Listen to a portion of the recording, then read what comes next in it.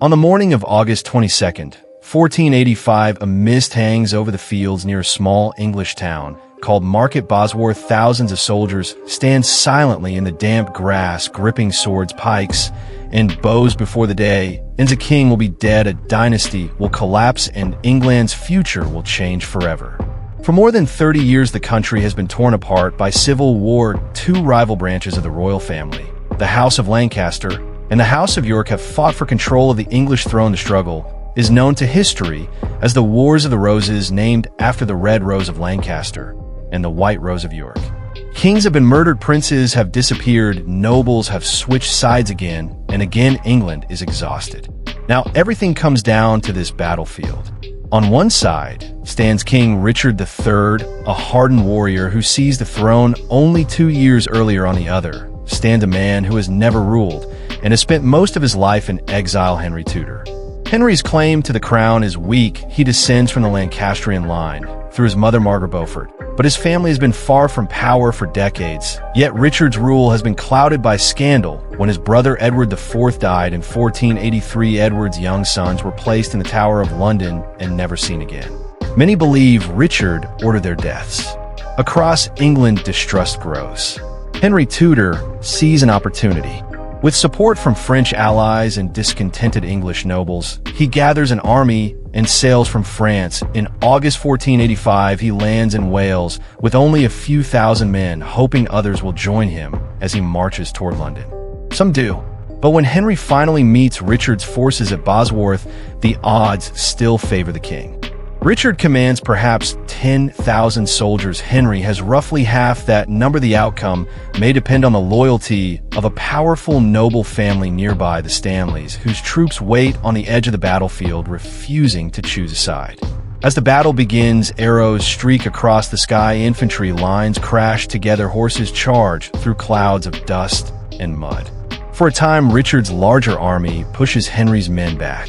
Then the king sees something that changes everything. Across the field, Henry Tudor stands with his personal guard. Richard makes a bold decision. Instead of continuing the battle, he launches a direct cavalry charge toward his rival. If he kills Henry, the rebellion will collapse instantly.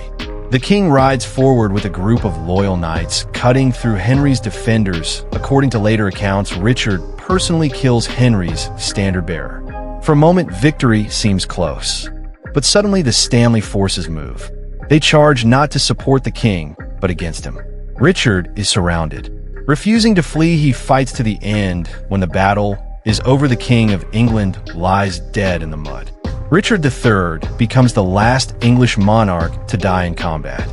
Henry Tudor is crowned King Henry VII. The Tudor Dynasty has begun. Henry VII understands that winning a battle does not guarantee a secure throne. England is still filled with Yorkist supporters who might challenge his rule. To strengthen his legitimacy, Henry makes a brilliant political move. In 1486, he marries Elizabeth of York, the daughter of Edward IV. The marriage unites the rival houses of Lancaster and York. Their symbols, the red and white roses, combined into a single emblem known as the Tudor rose. The long civil war finally ends. Henry spends the next 24 years rebuilding England. He reduces the power of rebellious nobles, strengthens royal finances, and restores stability after decades of chaos. When he dies in 1509, he leaves behind a peaceful kingdom and a strong heir. That heir is his son, Henry VIII.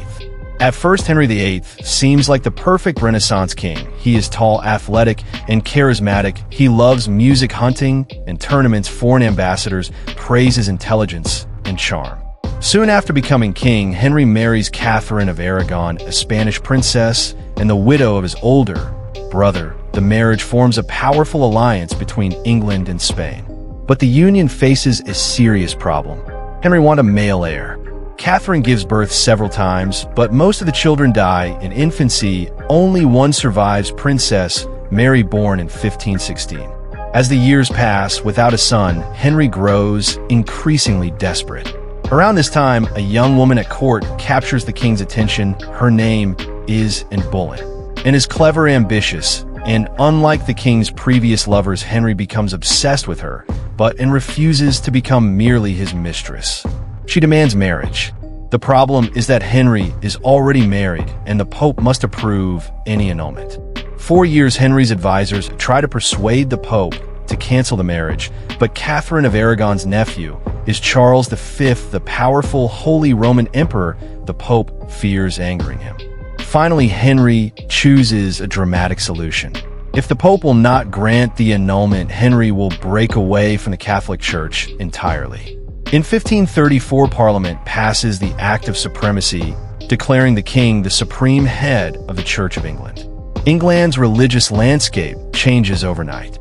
Henry marries Anne Boleyn, but the marriage does not bring the son he hoped for. In 1533, Anne gives birth to a daughter, Elizabeth. After several miscarriages, Henry grows frustrated. Political enemies accuse Anne of adultery and treason. In 1536, she is arrested and taken to the Tower of London. Just days later, Anne Boleyn is executed. Henry marries again. Almost immediately, his third wife, Jane Seymour, finally gives him the long-awaited son. In 1537, she gives birth to Prince Edward. But tragedy follows quickly. Jane dies shortly after childbirth. Over the years, Henry marries 3 more times. 2 marriages end in divorce, and 1 more wife, Catherine Howard, is executed for adultery. When Henry VIII dies in 1547, his 9-year-old son becomes King Edward VI. Because Edward is so young, powerful advisors govern the country in his name. Under their leadership, England moves further toward Protestantism. Catholic traditions are removed from churches, and services begin to be held in English.